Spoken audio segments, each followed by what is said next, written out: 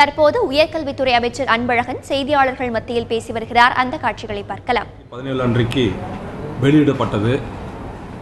அன்றைக்கு வெளியிடப்பட்ட பிறகு நாம் ஏற்கனவே நிர்ணயித்தது போல கலந்தாய்வு தொடங்கும் நாள் 27/6/2017 என்று குறிப்பிட்டிருந்தோம். ஆனால் நீட் தேர்வினுடைய ரிசல்ட் வராத காரணத்தினால் நம்முடைய தமிழகத்திலே நீட் தேர்வில் மாணவர்கள் மருத்துவ படிப்புக்கு செல்கின்ற பொழுது நம்முடைய பொறியியல் கல்லூரி கலந்தாய்வு முடிந்த பிறகு நம்முடைய கல்லூரியிலே சேர்கின்றவர்கள் அதற்கு செல்கின்ற பட்சத்திலே இங்கே காலி பணியிடங்கள் அதிகமாக ஏற்படும் என்ற காரணத்திற்காக நாம் அன்றைக்கு நம்மளுடைய கலந்தாய்வு தொடங்கும் நாளை தள்ளி வைத்தோம். தொடர்ந்து நம்முடைய கலந்தாய்வு பொறுத்தவரை நாம் பார்த்தோம் என்றால் நமக்கு விண்ணப்பம் வரப்பட்டது 1,41,077 நபர்கள்.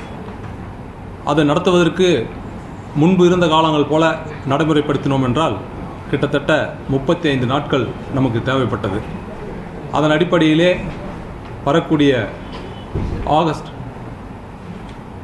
1ஆம் தேதி அன்றைக்கு நம் கல்லூரியை தொடங்கக்கூடிய சூழ்நிலை நீதிமன்றத்தினுடைய உத்தரவு. அதையெல்லாம் கணக்கில் கொண்டுதான் நம்முடைய நீட் தேர்வு வராத நீட் தேர்வுடைய ரிசல்ட் வராத காரணத்தினால் காலதாமதப்படுத்தினோம். இன்றைக்கும் நீட் தேர்வு வந்த பிறகு அவர்கள் நீதிமன்றம் சென்றிருக்கின்ற காரணத்தினால் நம்மளுடைய கலந்தாய்வானது குறுகிய காலத்தில் முடிக்க இயலாது என்பதற்காக நாம் வரக்கூடிய 17/7/2017 அன்றைக்கு வொகேஷனல் குரூப் தொழிற்கல்வி பிரிவு விண்ணப்பதாரர்களுக்கான கலந்தாய்வை தொடங்குகிறோம்.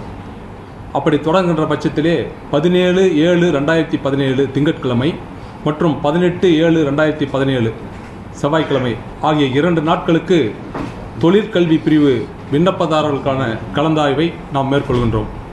அன்றைக்கு ஆரம்பிக்கப்பட்ட பிறகு அதனுடைய தொடர்ச்சியாக 19/7/2017 மாற்றுத்திறனாளிகளுக்கான கலந்தாய்வை 19/7/2017 அன்றைக்கு நடத்துகிறோம்.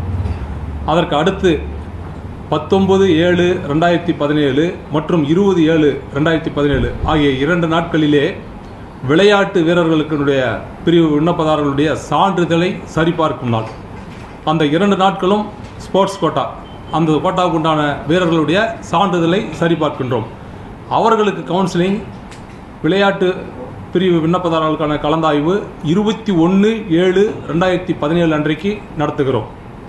அதனுடைய தொடர்ச்சியாக பொதுப்பிரிவு விண்ணப்பதாரர்களுக்கான கலந்தாய்வானது 23/7/2017 அன்றைக்கு ஆரம்பிக்கப்பட்டு தொடர்ச்சியாக பொதுப்பிரிவு விண்ணப்பதாரர்களுக்கான கலந்தாய்வு முடியும் நாள் 11/8/2017. ஆக 23/7/2017 அன்றைக்கு நம்முடைய பொறியியல் கல்லூரி மாணாக்கர்களுக்கு பொதுப்பிரிவு விண்ணப்பதாரர்களுக்கான கலந்தாய்வு தொடங்கப்பட்டு 11/8/2017 அன்றைக்கு முடிகிற நிலையிலே அதை உருவாக்கி இருக்கிறோம். அதுக்கு அடுத்த கட்டமாக துணை கலந்தாய்விற்கான விண்ணப்ப பதிவு செய்ய வேண்டிய நாள் 16/8/2017. துணை கலந்தாய்விற்கான விண்ணப்பம் பதிவு செய்ய வேண்டிய நாள் 16/8/2017. துணை கலந்தாய்வு 17/8/2017 அன்றைக்கு அது தொடங்குகிறது. அதற்கு அடுத்த கட்டமாக SCA to SC கலந்தாய்வு, SCA பிரிவிலே இருந்து மாணவர்கள் சேர்க்கை இல்லை என்றால் அது SCA கலந்தாய்வு 18/8/2017 அன்றைக்கு நடத்தப்படுகிறது. ஆக இந்த கணக்கின்படி நாம் கலந்தாய்வு நடத்துவதற்காக பொறியியல் கல்லூரி மாணவர்களுக்காக முடிவு செய்யப்பட்டு இன்றைக்கு அறிவிக்கப்பட்டதில் எந்த மாற்றமும் இல்லாமல் அந்த குறிப்பிட்ட தேதியில் அதற்கு உண்டான கலந்தாய்வானது தொடர்ந்து நடைபெறும் என்பதை தங்களுக்கு தெரிவித்துக் கொள்கின்றேன். பார்க்கின்ற மாணாக்கர்கள் அத்தனை பேருமே இதை முறையாக தங்களுடைய வரிசை பட்டியல்படி எந்தெந்த நாட்களில் வருகிறதோ அதை நீங்கள் பயன்படுத்தி முழுமையாக வந்து கலந்தாய்விலே கலந்து கொண்டு உங்களுக்கு தேவையான கல்லூரிகளை அங்கே தரவரிசை பட்டியலில் வரக்கூடிய கல்லூரிகளை நீங்கள் தேர்வு செய்து கொள்ள வேண்டும் என்று மாணாக்கர்கள் அத்தனை பேருமே அன்போடு கேட்டுக்கொள்கிறோம்.